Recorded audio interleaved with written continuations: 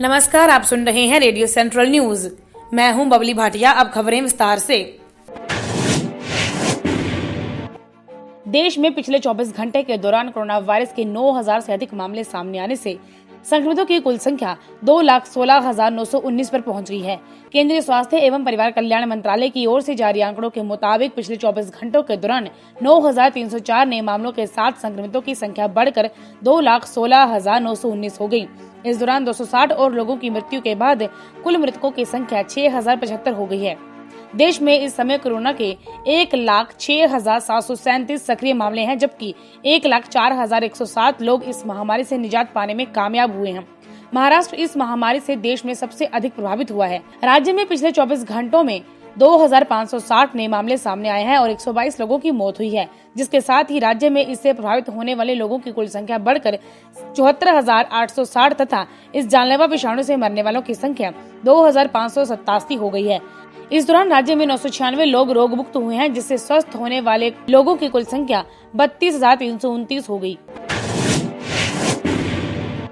Lockdown में राहत दिए जाने से आर्थिक गतिविधियों के फिर से शुरू होने के बल पर 6 दिनों से जारी तेजी पर वीरवार को उस समय ब्रेक लग गया जब बैंकिंग और वित्तीय समूह में हुई बिकवाली के कारण सेंसेक्स 128.84 अंक और नेशनल स्टॉक एक्सचेंज NSE का निफ्टी 32.45 अंक फिसल गया।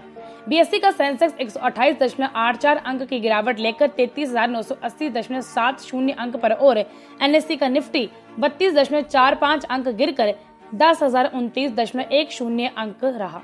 BSE में छोटी और मझोली कंपनियों में भी बिकवाली हुई, जिससे मिड कैप 0.06% फिसल कर 12,333.29 अंक पर और स्मॉल कैप 0.05% गिरकर 11,564.79 अंक पर रहा। BSE में गिरावट में रहने वाले प्रमुख समूहों में बैंकिंग 2.70%, वित्त 2.54%, CG 1.73% और CD 1.26% शामिल है। बढ़त में रहने वालों में टेलीकॉम 3.47%, टेक 2.28%, IT 1.86% और एनर्जी 1.81% शामिल है।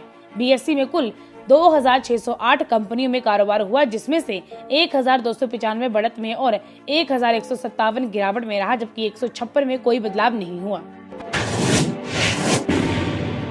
वैश्विक महामारी कोरोना वायरस से दुनिया भर में अब तक 64.98 लाख लोग संक्रमित हुए हैं तथा 3.86 लाख से अधिक लोग मौत के गाल में समा चुके हैं। अमेरिका की जॉन हॉपकिंस यूनिवर्सिटी के विज्ञान एवं इंजीनियरिंग केंद्र CSSE की ओर से जारी ताजा आंकड़ों के मुताबिक कोरोना वायरस से दुनिया भर में अब तक 64,98,486 लोग संक्रमित हुए हैं तथा 3,85,649 लोगों की मृत्यु हो चुकी है। इस वायरस से संक्रमित 27,06,352 मरीज ठीक हो चुके हैं। कोरोना वायरस से प्रभावित होने के मामले में अमेरिका विश्व भर में पहले और ब्राजील दूसरे तथा रूस तीसरे स्थान पर है।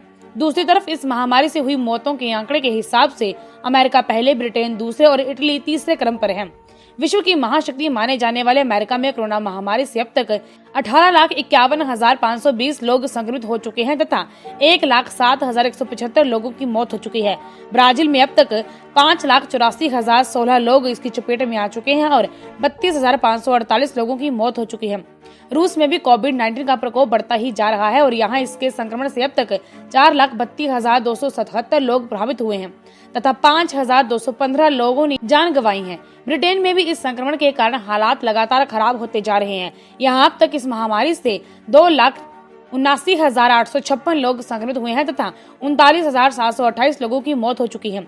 यूरोपीय देश इटली में इस महामारी ने बहुत कहर बरपाया है। यहाँ अब तक इसके कारण 33,601 लोगों की मौत हुई है और 2,33,836 लोग इससे संक्रमित हुए हैं। स्पेन में अब तक 2,40,326 लोग संक्रमित हुए हैं, जबकि 27,128 लोगों की मौत हो चुकी है। वैश्विक महामारी कोरोना के उद्गम स्थल चीन में अब तक 83,022 लोग संक्रमित हुए हैं और 4,634 लोगों की मृत्यु हुई है। यूरोपीय देश फ्रांस और जर्मनी में भी इस जानलेवा विषाणु के कारण स्थिति काफी खराब है। फ्रांस में अब तक 1,88,450 लोग इससे संक्रमित हुए हैं और 29,021 लोगों की मौत हो चुकी है। जर्मनी में कोरोना वायरस से 1,82,370 लोग संक्रमित हुए हैं और 8,551 लोगों की मौत हुई है। खेल मंत्रालय ने राष्ट्रीय खेल पुरस्कारों के लिए आवेदन जमा करने की तारीख 22 जून तक बढ़ा दी है। इसके साथ ही कोरोना वायरस महामारी के कारण लागू लॉकडाउन में प्रस्तावक मिलने में होने वाली कठिनाइयों के मद्देनजर खिलाड़ियों को स्वयं के नामांकन की अनुमति भी दे दी है। नामांकन प्रक्रिया पूरी करने का बुधवार को आखिरी दिन था, लेकिन समय सीमा बढ़ा दी गई है। इसके साथ ही प्रक्रिया में भी रियायत दी गई है। मंत्रालय के एक सर्कुलर में कहा गया है कि हमने पुरस्कार योजना में अधिकारियों या व्यक्तियों की अनुशंसा पर भेजे गए आवेदन ही जमा करने का नियम खत्म कर दिया है। फार्म में इस हिस्से को खाली छोड़ा जा सकता है। मंत्रालय ने महामारी के कारण इस साल सिर्फ ईमेल से आवेदन मंगवाए थे। रेडियो सेंट्रल न्यूज की टीम सभी देशवासियों से अपील करती है कि लॉकडाउन से ही कोरोना को रोका जा सकता है। आप घर के अंदर रहकर इस घातक वायरस से बच सकते हैं। जान है तो जहान है। आपका यह कदम आपकी जान के साथ साथ पूरे देश को कोरोना वायरस के तांडव से बचा सकता है। धन्यवाद।